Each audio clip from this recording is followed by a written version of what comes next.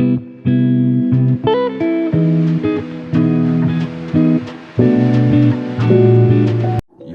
mina olen maakemees.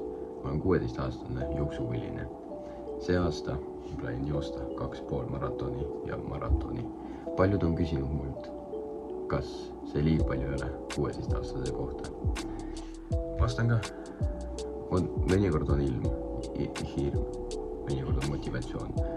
Ma ei tee seda nagu, et kedagi tõestada, vaid ma tahan ise proovida.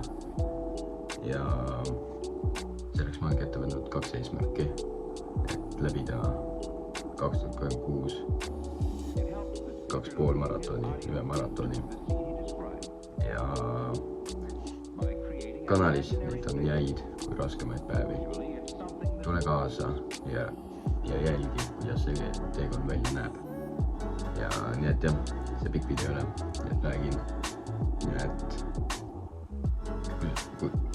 kui te näete mind esimest korda, midagi subscribe, like. Jah, praegu jah 2,5 maratoni ja maratoni läbida.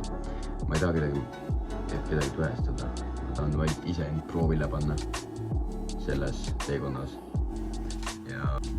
Ja viske subscribe, kui ootate seda ja te olete tulemas minuga sellele teekonnale.